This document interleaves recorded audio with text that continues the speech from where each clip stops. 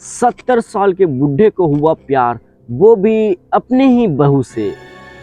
लेकिन एक दिन जब वो दोनों आपत्तिजनक हालत में थे, दोनों एक दूसरे के साथ संबंध बना रहे थे कि तभी कुछ ऐसा हुआ जिसके कारण उस बूढ़े की तड़प तड़प कर मौत हो जाती है।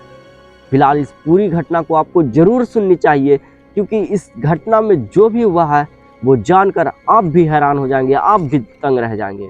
तो उसे जानने के लिए इस वीडियो में बने रहें और चैनल को सब्सक्राइब कर दें। तो आज की जो सच्ची घटना है, जो सच्ची कहानी है, वो चेन्नई से है, जहां पर एक यसु नाम का व्यक्ति रहता था। उसकी उम्र करीब 70 वर्ष थी। वो अपनी पत्नी और अपनी बेटी और बेटे के साथ रहा करता था। दरअसल उसकी जो बेटी होती है, उसकी 4 वर्ष पहले ही शादी हो चुकी थी, लेकिन वो अपने पति के साथ यहीं रहा करती थी। और जो उसका बेटा होता है अनिल, उसकी भी 2 साल पहले शादी हो गई थी, लेकिन सभी एक साथ ही रह रहे थे।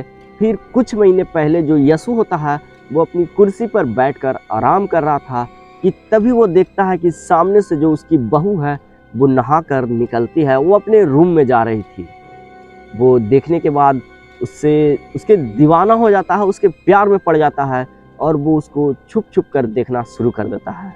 इस बात को उस महिला, उसकी बहू भी नोटिस करती है और वो भी उसको जानबूझकर वो अपनी ओर आकर्षित कर रही थी। वो उसे गंदी गंदी इशारे कर रही थी, जिसे देखने के बाद यसु समझ जाता है कि उधर से भी ग्रीन सिग्नल मिल चुकी है और वो एक दिन अपने प्यार का इजहार कर देता है। वो अपनी बहू के पास जाता है और बोलता है कि मैं तुम्हें देखकर पागल हो गया, मैं तुम्हारे प्यार में पड़ गया, मैं तुम्हारा दीवाना हो गया हूँ, मैं तुमसे बहुत ज़्यादा प्यार करता हूँ। जिसे सुनने के बाद जो उस महिला थी वो भी हाँ बोल देती है, लेकिन जो यसु होता है वो बोलता है कि ठीक है, हम दोनों का जो प्यार है वो गुप्त रहना चाहिए, क्योंकि अगर इस बारे में किसी को भी पता चला तो हमारी लोगों के बीच थू-थू होगी, हमारी काफ़ी ज़्यादा इमेज खराब होगी। हम लोग छुप छुप कर मिला करेंगे और छुप छुप कर प्यार करा करेंगे। फिर दोनों छुप छुप कर मिलने लगे और ये सिलसिला कुछ इसी तरह चल रहा था। फिर एक दिन जब उसके घर में कोई नहीं था, सभी मार्केट गए हुए थे किसी काम के सिलसिले से, उसके घर में सिर्फ सास, ससुर और बहू थे। जहाँ जो सास होती है, जो यसु की पत्नी थी, वो अपने रूम में सो रही थी। इस वक्त का फायदा उठाते हुए जो ससुर होता है, जो यसु होता है, वो अपनी बहू के पास जाता है और उसके साथ संबंध बनाने लगता है। लेकिन जैसे ही वो संबंध बना रहा था कि इधर जो उसकी पत्नी होती है वो जाग जाती है और वो धीरे धीरे करके उसके रूम की ओर बढ़ने लगती है। फिर वो उसके दरवाजे तक पहुंचती है, जहां जो दरवाज़ा होता है वो खुला हुआ था। वो जैसे ही अंदर इन करती है, जो देखती है सामने, वो दंग रह जाती है, उसकी चीखें निकल जाती है। वो देखती है कि जो उसका पति है और जो उसकी बहू है, वो दोनों आपत्तिजनक हालत में है, दोनों बिना कपड़ों के हैं, एक दूसरे के साथ संबंध बना रहे हैं। वो रोने लगती है, चीखने लगती है और अपने पति और बहू को मारने लगती है, पीटने लगती है। फिर उसे रहा नहीं जाता और अपने बेटे को कॉल करती है और ये सारी बातें बता देती है।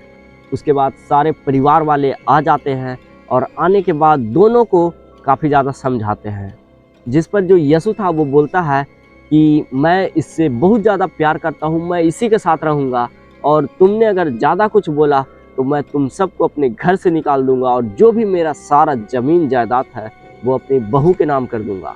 ऐसा सुनने के बाद सभी घबरा जाते हैं और आपस में ही प्लान करते हैं। और प्लान के मुताबिक रात को करीब 1 बजे जब यसु अपने रूम में सो रहा था, तो सभी उसके रूम में जाते हैं और किसी के हाथ में चाकू होता है तो कोई तकिया उठाता है और उसके मुंह झाँकता है और मुंह दबाकर उसकी हत्या कर देती है।